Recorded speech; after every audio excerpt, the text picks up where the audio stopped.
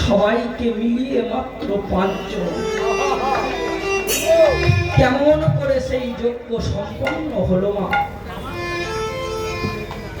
সেই ঘরের গর্তের মধ্যে আমি লুকিয়ে লুকিয়ে সমস্ত কথাটা শুনছিলাম। কি সেই কথা?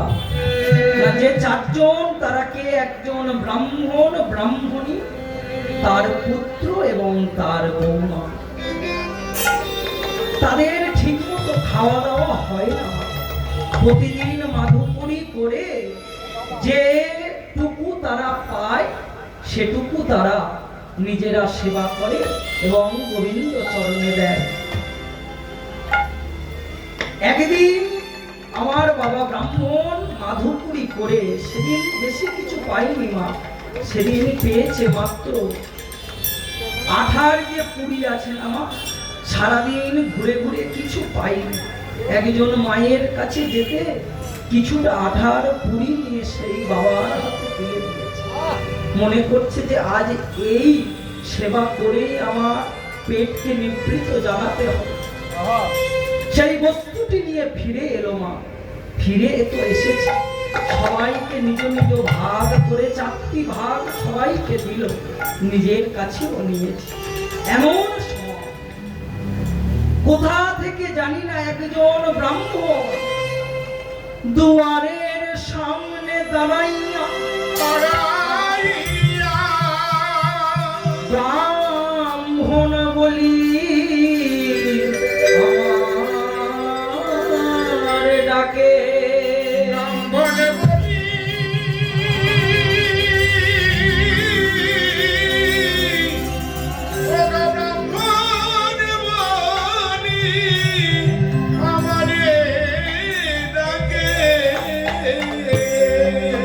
কে আছো? এই কুটিরের মধ্যে কি কেউ আছো?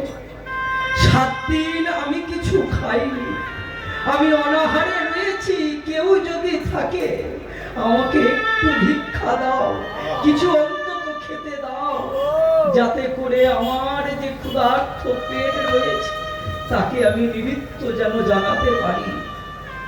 18 পুরিটা হাতে রয়েছে মা। সবে ভেবেছিল যে সেবা করবে, সেবা করা হলো। কে ডাকছে? ছুটতে ছুটতে গিয়ে যখন দাঁড়িয়েছে, দেখছি যে একজন জরাজীর্ণ ব্রাহ্মণ চলতে পারছে না। 2টি কর জোর করে বলছে যে কিছু খেতে দেবে, 7 দিন আমি অনাহারে রয়েছি। ব্রাহ্মণ মনে মনে করছে, আমি তো প্রতিদিন মাধুপুরি করে অন্তত কিছু পাই, আজ আমার দুয়ারে একজন অতিথি এসেছে। অতিথি হচ্ছে নারায়ণের স্বরূপ, তাকে কি ফিরিয়ে যেতে দিতে পারি? ঘরের মধ্যে প্রবেশ করালো মা। ব্রাহ্মণ মনে মনে করলো যে আমার ভাগের যে অংশটি আমি ওটি ওনাকে দিয়ে দিই। ভাগের অংশ তো দিল মা, কিন্তু এটাই হচ্ছে ভক্তের পরীক্ষা। জরাজীর্ণ ব্রাহ্মণ বলছে, এটুকুতে আমার কিছু হবে না, আমি তো 7 দিন খাইনি, এটুকু নিতে আমার কিছু হবে না, যদি একটু কৃপা করে আরেকটু দিতে পারো।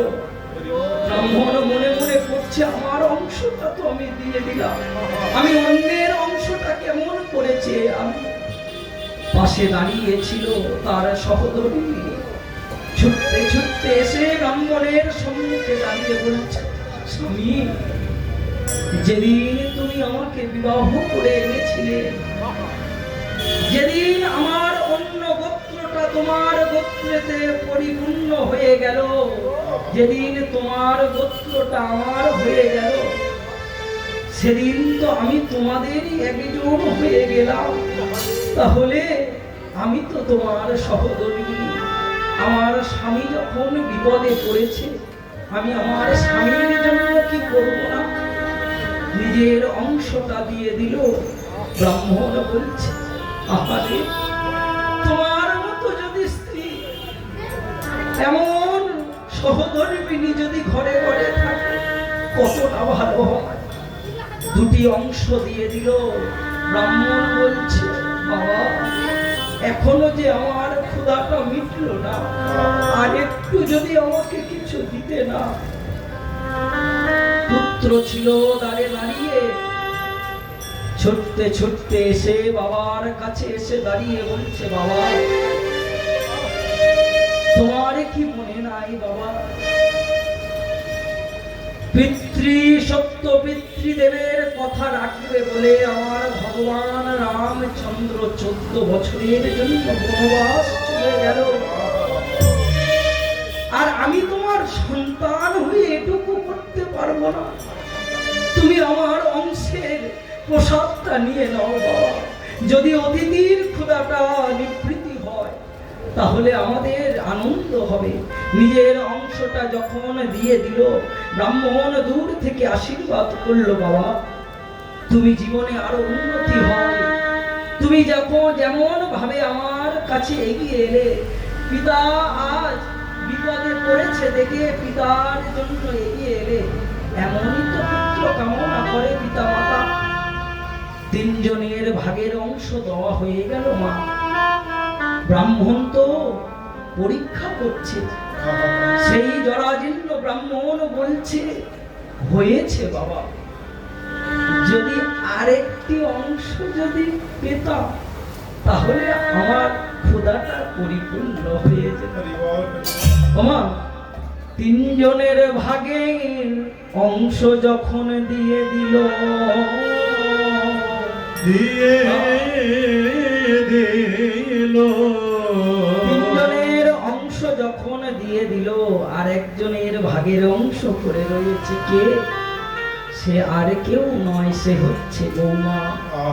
যখন শুনেছে যে আরেকটি অংশ দিতে হবে, হাতে করে নিয়ে ছুটতে ছুটতে বাবার কাছে এসে দাঁড়িয়ে বলছে, বাবা বাবা আজ যদি আমার বাবা হতো, সে যদি আমার কাছে চাইতো, আমি কি তাকে দিতাম না? তুমিও তো আমার বাবা।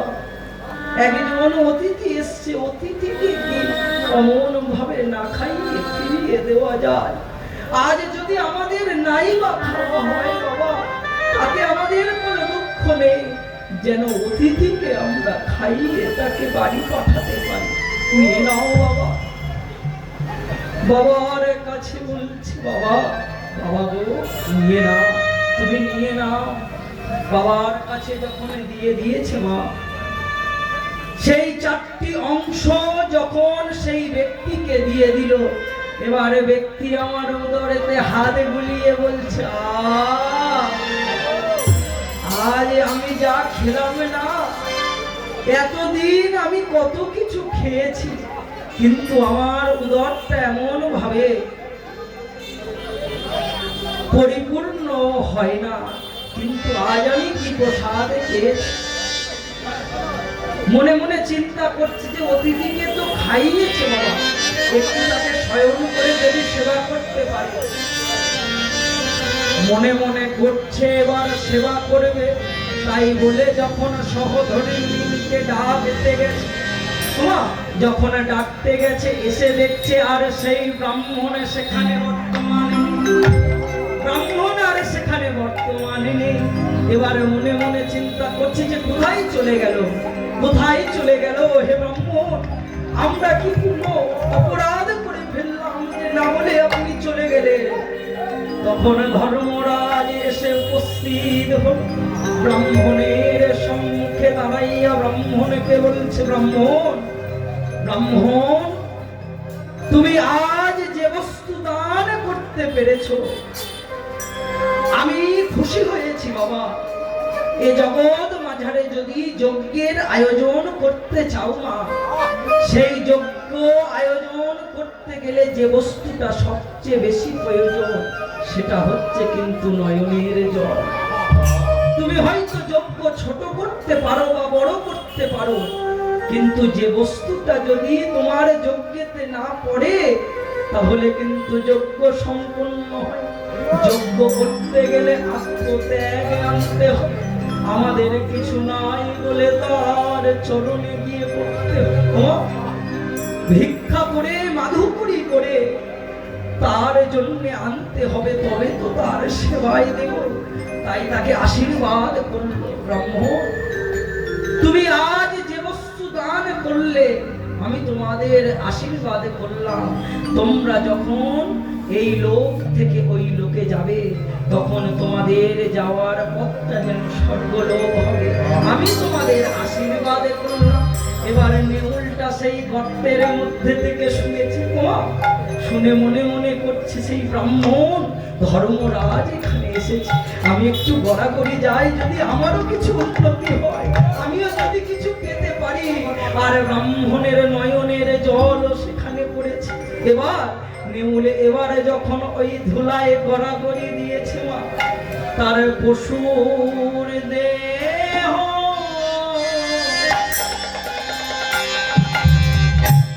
আজ সোনা হয়েছে,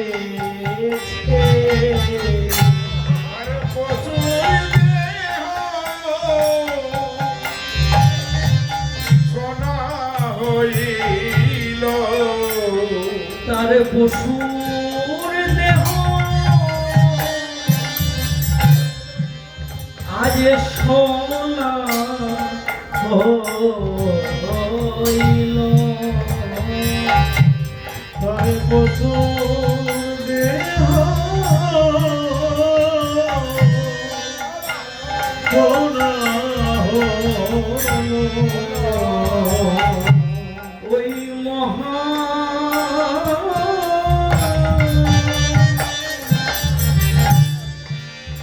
মহাযজ্ঞে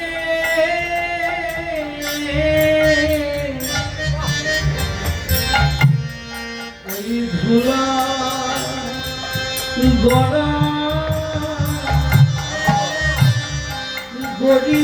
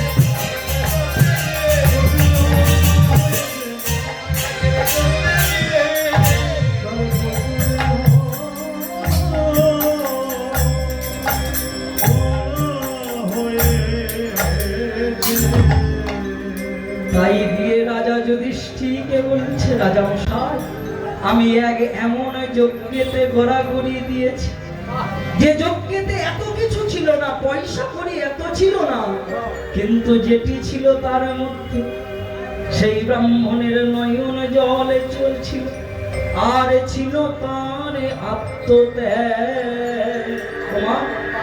এই যজ্ঞ করতে গেলে আত্মত্যাগ যদি না বলি দিতে পারো, আত্মত্যাগ যদি না দিতে পারো, তাহলে যে যজ্ঞ সম্পন্ন করা যায় না। অহংকারের চেয়ারের উপর বসে, অহংকারের চেয়ারের উপর বসে যদি আমি এবং আমারটাকে শুধু মনে করতে থাকো, কখনো ওই গোবিন্দ চরণে পৌঁছানো যাবে না।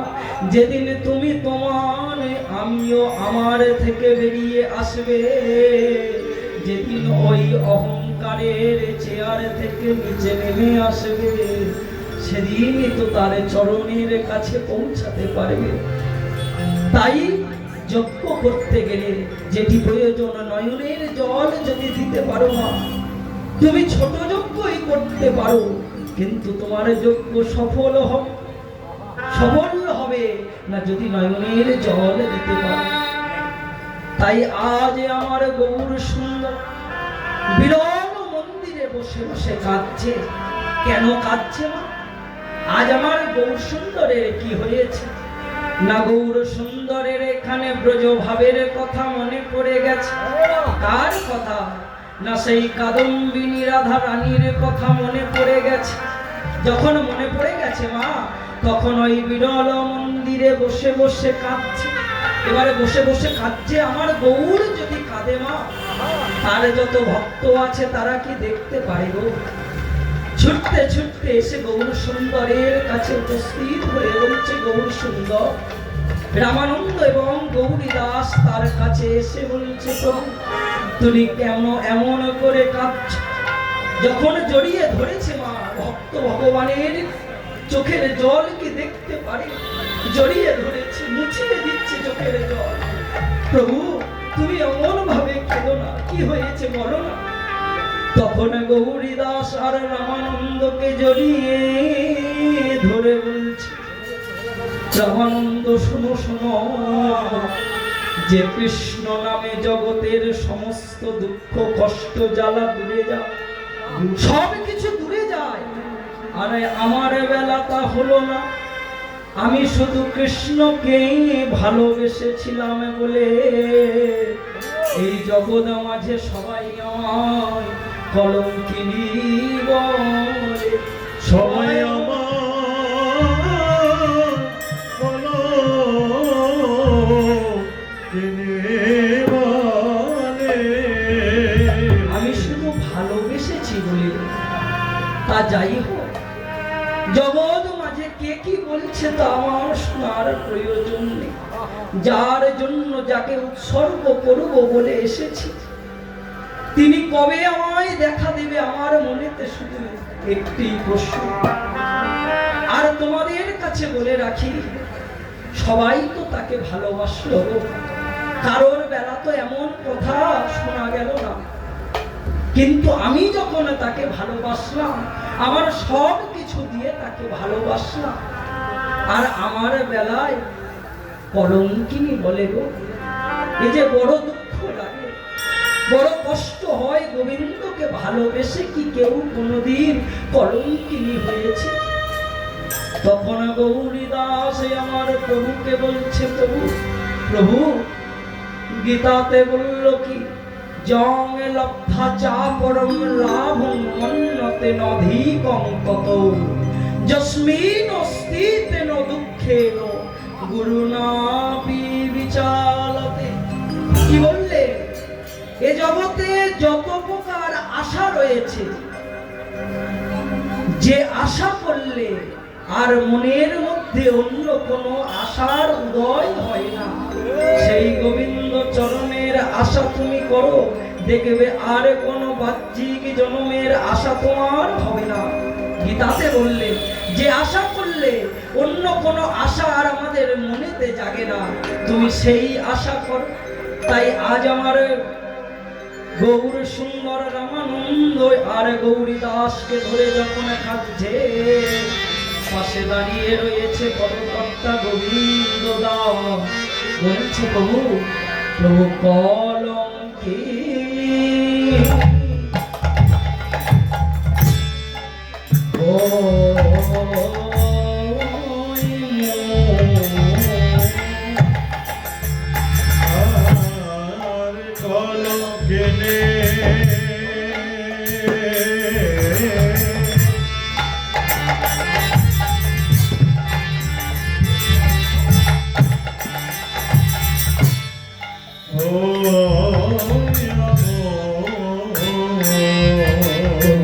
তাতে নাহি ভয়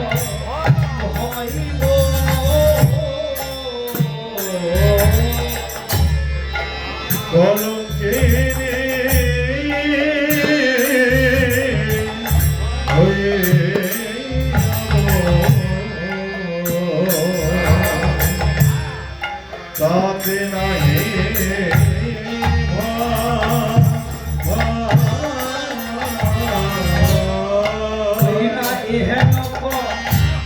কলঙ্ক যেন আমার যুগে যুগে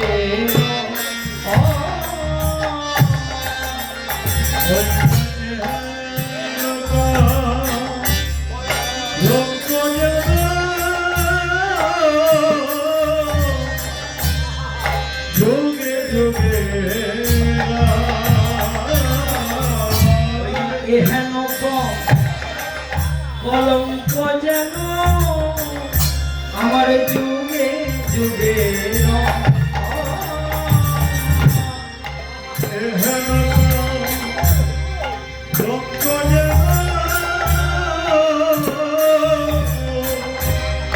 যুগে যুগে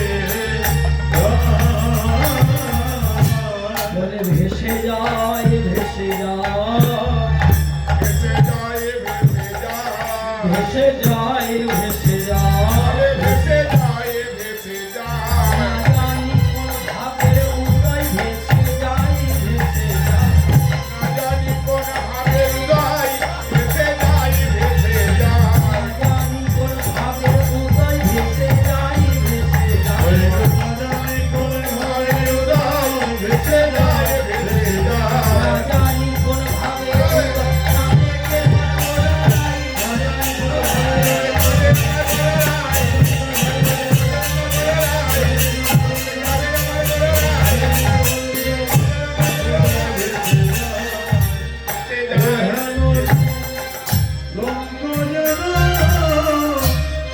যুগে যুগে